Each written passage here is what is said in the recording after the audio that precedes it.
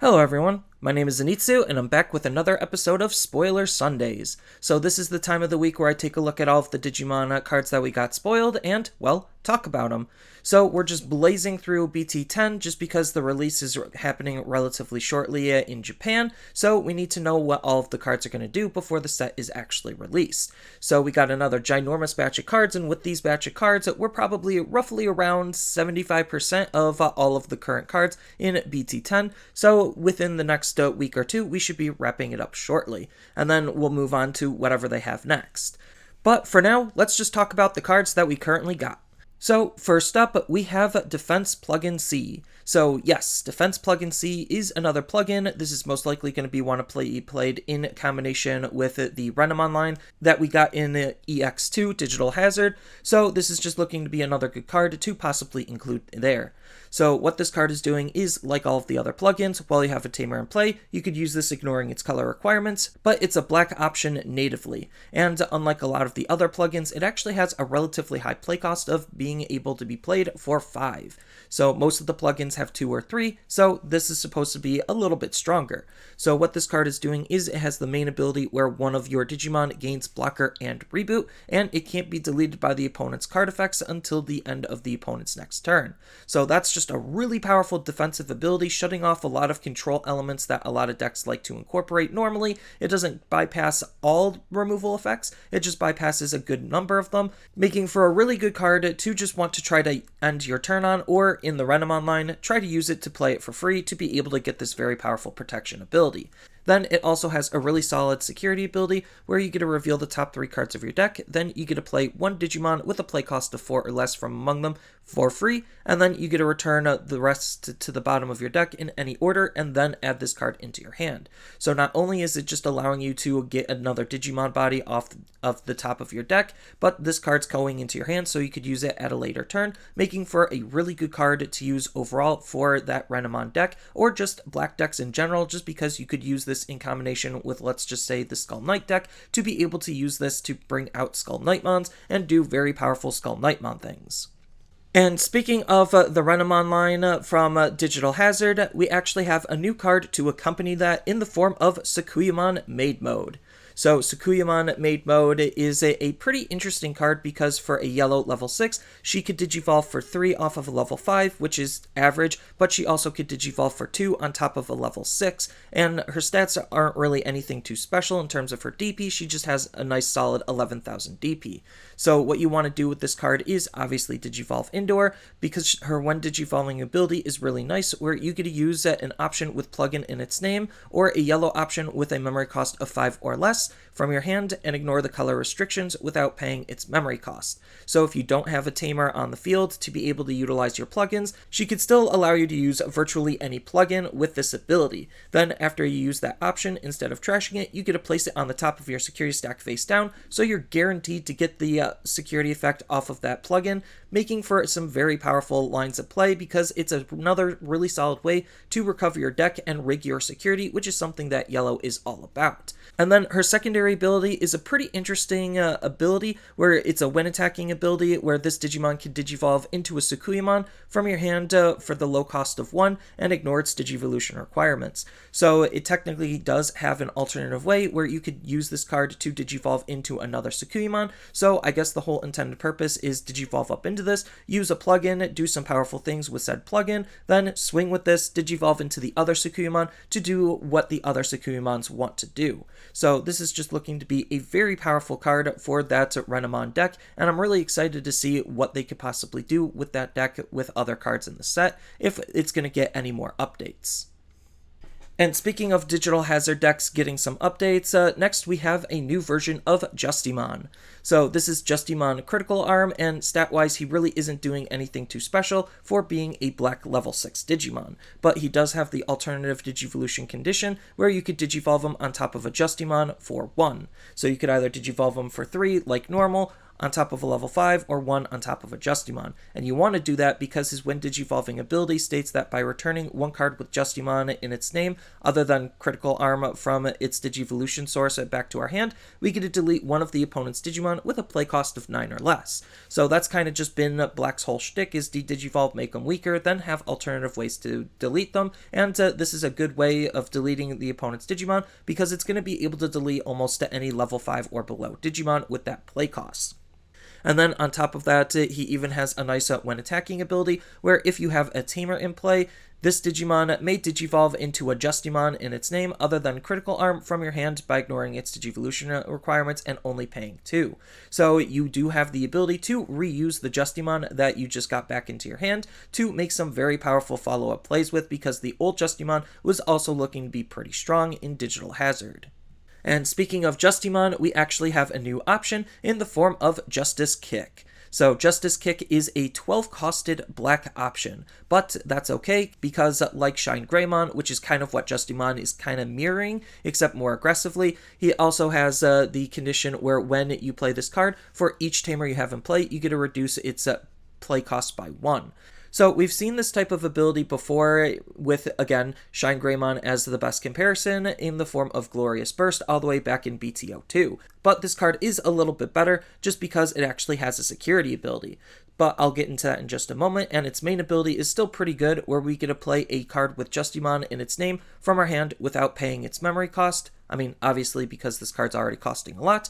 And then if we do, we get to delete one of the opponent's Digimon with the play cost of the played Digimon's play cost or less. So just for playing a Justimon, you're going to basically be able to delete anything with the play cost that's equal to or less than the Justimon that you just played, which is going to be a wide variety of mega level Digimon.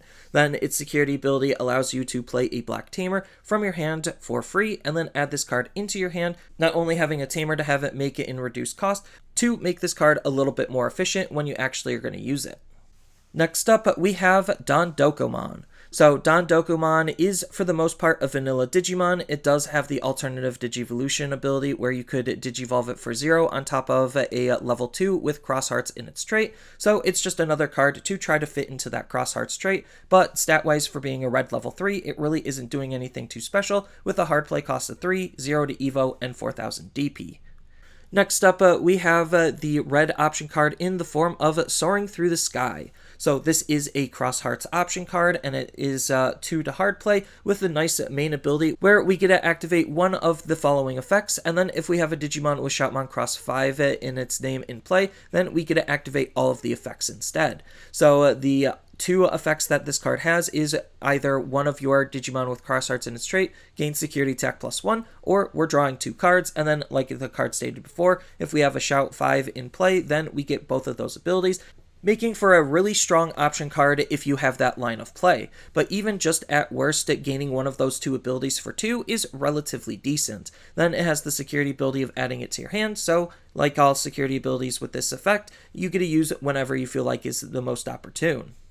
Next up, we have another option in the form of Undying King. So Undying King is a black and purple option that costs 0 to play, and this is going to be a pretty good card for that Twilight Skull Knight deck that seems to want to be formed. So what this card is doing is, while you have a Nene in play, then you could use this card without meeting its color requirements. So if you are trying to take advantage of this card for other decks for whatever reason, then you do have to meet the color requirements. Then its main ability, you know, the thing we're actually trying to use the card for, allows us to trash the top 3 cards of our deck. Then we get to play one Darknightmon from our trash by paying its play cost, and if a Digimon with Digicross or Digifuse requirements would be played, then we get to place a card from our trash in its Digivolution source when you Digicross or Digifuse. So it is trying to interact with that mechanic. We do know that there is going to be the brand new Darknightmon with a good on-play ability, and we do want to reduce his play cost with the Digicross or Digifuse ability. So this is just kind of, again, all feeding into what that deck is trying to do, with a nice security ability of adding this card into our hand to use when we're ready. Next, we have Blazing Memory Boost. So Blazing Memory Boost is a blue flare option, and it's nice to see that blue flare gets a memory boost. I don't know if the other armies are going to get their own memory boost or if this is just unique to them. But regardless, this is a 5-costed blue option card with the main ability where we get to reveal the top 6 cards, where we get to add 2 cards with a blue flare in its traits among them into our hand, and then we get to play 1 Christopher from among them for free, and then we get to place the remaining cards to the bottom of the deck in any order, then place this card into the battle area for its other main ability of delay to gain 2 memory. And then obviously its security ability puts it into the battle area, so you could use its delay ability at a later turn, but the fact that this just easily helps set up not only your Christopher, but looking at extra cards for your blue flare cards is really, really good to help that deck's overall consistency. And then speaking of blue flare army cards, next we have Deckerdmond. So Deckerdmond is a level 4 blue Digimon. Stats aren't anything to write home about. It does have a play cost of 5, evos for 2, 5000 DP, with the on-play ability where we get to draw 1 card. Then for each Digimon the opponent has, we get to draw an additional card. So just utilizing this card means that we could draw a lot of potential cards, and it's okay if he's just sitting on the field and he dies because he has the on-delete ability of save to be tucked underneath one of our tamers, namely our Christopher, to be used for Digicross or Digifuse fodder for later based on our other card effects.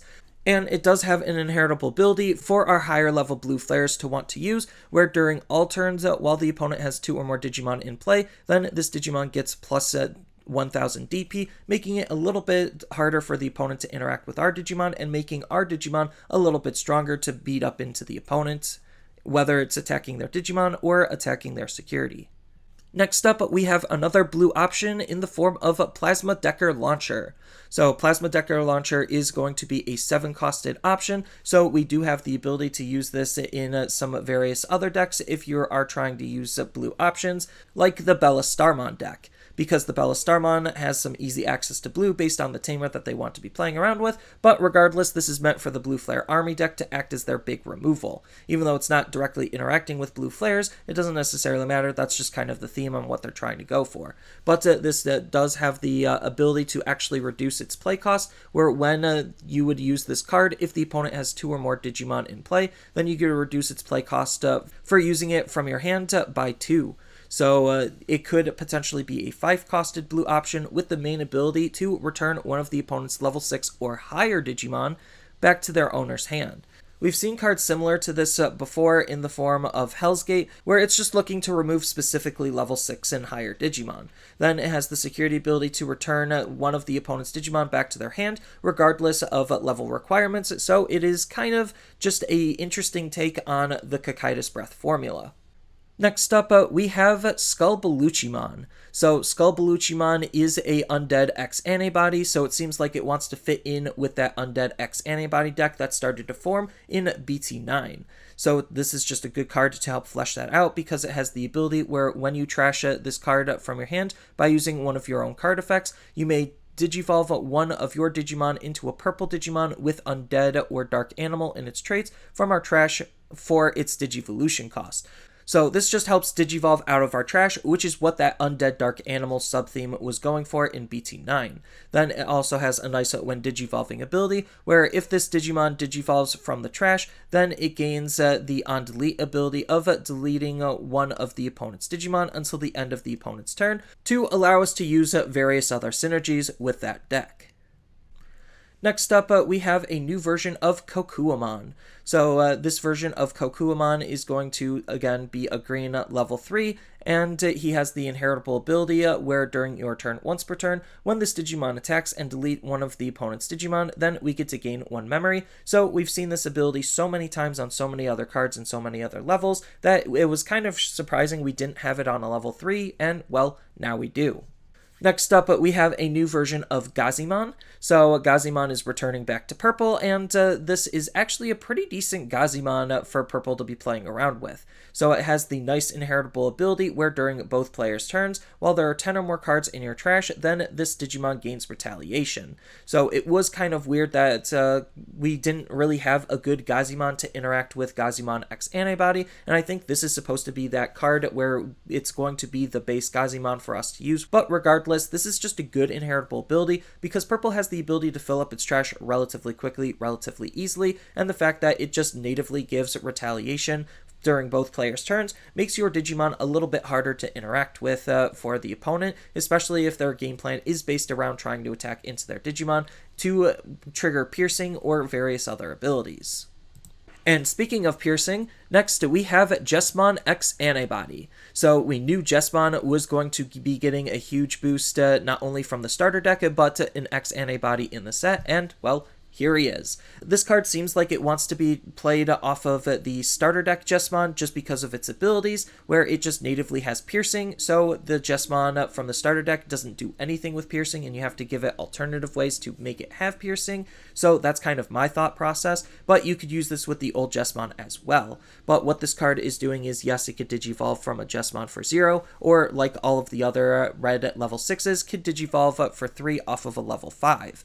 Then it has a nice when digivolving ability, where we get to place one Digimon card with Sistermon in its name from our hand or trash for free. So your stereotypical Justmon thing, interacting with Sistermons, trying to get them out on the field for its various other abilities that it could have based on our stacks. Then if we have a Justmon in this card's digivolution source, or we have a Digimon with Sistermon in its name in play, which, you know, this card literally just set up, all of your Digimon gets plus 2000 DP and can attack into the opponent's unsuspended Digimon until the end of the opponent's next turn. So it just allows us to try to beat up the opponent's Digimon a little bit easier, triggering the piercing ability and trying to utilize Justmon in some new and interesting ways to try to control the field while deal damage at the same time. Next, we have a new option card in the form of Sword of Victory. So this is going to be a 4-costed red option with the main ability where we get to choose one of our level 4 or above Digimon with Shoutmon in its name and delete one of the opponent's Digimon with equal to or less than the chosen Digimon's DP. So this obviously wants to be played with all of the new Shoutmon stuff, but this could be a really good removal card for the old Shoutmon stuff as well because it's just asking for Shoutmon in its name. And then it also has the nice security ability of allowing us to reveal the top 3 cards of our deck, add one Digimon with cross hearts in its traits from among them into our hand, and we also get to play one Mikey from among them for free if we see one, and then we get to place the rest onto the bottom in any order, allowing us not only to try to play our tamer alternatively, just because sometimes hard playing tamers isn't going to be the most productive thing, depending on where you are in the game, and it is, again, trying to interact with that cross hearts, adding some extra consistency to the deck when this card is checked in the security. And speaking of cross hearts and tamers, we actually have more cross hearts tamers than I anticipated. So we do have Angie as another cross hearts tamer. This time she is a yellow tamer with a play cost of 3, and her on-play ability says that we get to play one Darulumon from our hand or under one of our tamers for free. So it's just trying to allow us to play that card to line up our Digicrosses a little bit easier. Then on top of that, she has a secondary ability where when we play a Digimon with cross hearts in its traits, then we get to suspend this tamer to draw a card. So it's just adding extra consistency and usability for some of our Digimon that we want to be using and focusing the deck around. And similar to that, we also have Jeremy. So Jeremy is following the same footsteps as Angie, where this time it is a green tamer instead of a yellow tamer. It's trying to play a Ballistamon instead of a Darulumon. And this card also has the ability where when we play a Digimon with cross hearts in its traits, then we get to suspend this tamer to gain a memory, where the other one draws us a card. So between all of our tamers, we can make a lot of really interesting and efficient plays while trying to gain lots of additional resources. Next up, we have a Jeddarmon. So a Jeddarmon is a really interesting green Digimon because it's playing around with vegetations and fairies, trying to form a new style of deck. So its main ability states that during our turn, once per turn, we get to suspend one of our Digimon to be able to play one Digimon with vegetation or fairy in its traits with 3000 DP or less from our hand for free.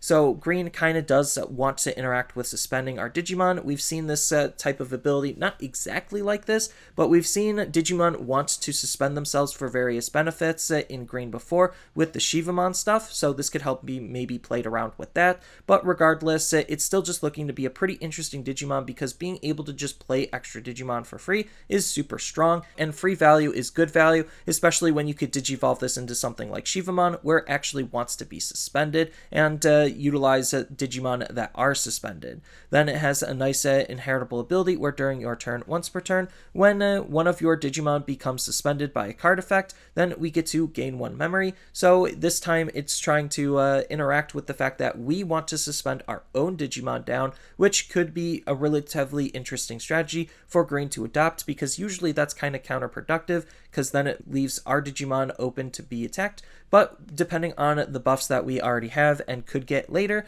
who knows, this could actually be a pretty fun and interesting sub-theme for green to use as a new direction. And it seems like green is trying to follow this sub-theme a little bit more with Bloom Lord Mon. So Bloom Lord Mon is going to be the level 6 that seems to be wanting to be interacting with this as a sub-theme, where it has the nice when digivolving ability where we get to suspend one of our Digimon. Then for each of our suspended Digimon with vegetation or fairy in its traits, then we get to gain 1 memory. Then on top of that, when we gain 2 or more memory utilizing his ability, because, you know, he wants to suspend Digimon down to gain that memory to begin with, we get to unsuspend this Digimon, and this Digimon gains the piercing ability for the turn, doing a very classical green thing, and this card could be used in combination with himself as another target to be suspended, so that way you could unsuspend him to at least try to gain the 2 memory, only requiring 1 other Digimon on the field for this ability to be pretty decent. Then he has a nice secondary ability where during your turn, for every 2 of your suspended Digimon, this Digimon gains plus 2000 DP and security attack plus. So if we're able to flood the field, which is what our Jedman kind of wants to set up, then we could use this card to just be able to be very powerful with security. And green seems to be wanting to be playing around with the sub-theme more and more in the form of a new option card. So this is a green option card that costs 8 to play, but has the ability where when we would use this card, if we have 2 or more green suspended Digimon on our field, then we get to reduce the cost of this card by 2, so could actually cost 6. And it has the main ability where we get to suspend one of the opponent's Digimon, then return one of the opponent's suspended Digimon to the bottom of their deck. So it's just a slightly better version of Terrace Cluster. And then it has the security ability of activating its main, because this is probably one of the best green removal cards that the color has. Next up, we have Wiezen Gamamon. What this card is doing is, even though he is a green Digimon and has your average stats for a green Digimon, you could use him in a Gamamon based deck because he digivolves for 2 on top of a Gamamon. Then this card just natively has the piercing ability to accompany the fact that for a level 4 he does have some slightly higher DP, which is kind of what Gamamon's been playing around with, is the sub-theme of having 6000 or more DP. So this is just a good card to accompany that deck. I don't know how good that deck is actually going to be or where they're going with it, but it seems pretty interesting nonetheless. Especially since we have his ultimate form in the form of Cano Wiseman. So for a level 5, this is actually a really powerful card. So he has the native ability to digivolve for 4 on top of a level 4, which is a little bit expensive, but he has the alternative digivolution cost where we could digivolve him for 3 on top of a level 4 that contains Gamamon in its name. So that's pretty good because it allows us to use him in combination with our various other Gamamons. Then he has 2 very powerful native abilities where during your turn, once per turn, when one of your tamers becomes suspended, then this Digimon gets plus 2000 DP for the turn. Then if this Digimon has 12,000 or more DP, then it gains security attack plus 1. So this wants to be played in combination with Hero from BT08, where Hero will suspend himself, give him plus 2000 DP. Then because Hero suspended himself, it'll give this card another 2000 DP, gaining 4000 to hit that 12,000 mark relatively easily to be a very powerful level 5 to be aggressive with. Then on top of all of that, he has an all turns ability where this Digimon gains all the effects of the cards in this Digimon's digivolution source with Gamamon in their name. So I don't exactly know if it's supposed to be their base abilities or if it's just their inheritables, but the fact that we could use this to potentially gain piercing, blitz, and unblockable is insane to think about for a level 5 Digimon to be playing around with. Then on top of all of that, he even has another inheritable ability that we could take advantage of, where during all turns, this Digimon gains all the effects of all of the cards in its digivolution source with Gamamon in their name, allowing whatever our level 6 is to be even more powerful thanks to our Gamamon lineup. So the next ultimate that we're going to be taking a look at for the Ghost game characters is going to be Lambert Mon. So Lambert Mon is going to be Angramon's level 5 Digimon form.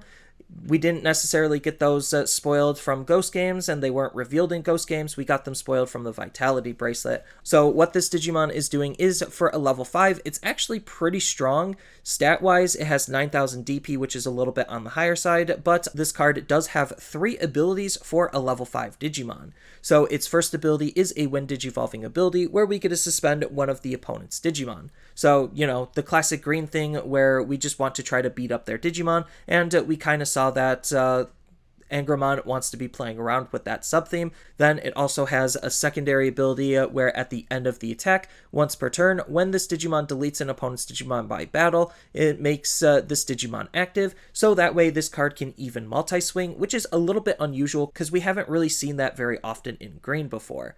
But it's cool to see it here, making for a very aggressive level 5 Digimon. Then its tertiary ability, or third ability, states that when it attacks, we have to lose 2 memory if you don't have a tamer. So obviously you want to have your tamer in play to not suffer the downside of this ability, but regardless, it's just a very strong level 5 to be playing around with generically for green.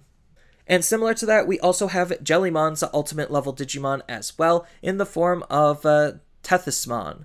So what this Digimon's doing stat-wise isn't anything too special we haven't seen before, but it does have 2 really decent abilities for a level 5 Digimon. So its first when Digivolving ability is if we have 6 or less cards in our hands, then we get to draw 2 cards, which is pretty good, adding to the overall consistency of the deck, and Blue as a whole wants to try to have as many cards in their hand as they possibly can, and that also kind of fits into what Jellymon was doing before. Then it also has a nice when attacking ability where once per turn, if we have 8 or more cards in our hand, then we get to discard 2 cards to unsuspend this Digimon, allowing this Digimon to multi-attack, which is pretty good, so that way we could be relatively aggressive with this card. Unfortunately, we didn't get to see any of their ultimate levels in Ghost games yet, so it'll be nice to see them in action in terms of the anime when we get to that point. But regardless, I think all of these cards are looking to be pretty good, and I'm super excited to see what the rest of BT10 has to offer, considering how fast they're going to go through them. I don't necessarily think it's going to be that long of a wait, but a lot of these cards seem to be pretty interesting, and I do like the fact that they are going to older decks, not just some of the decks that were in the previous set, but sets before, and updating them in some new and interesting ways to be able to give more life to more decks.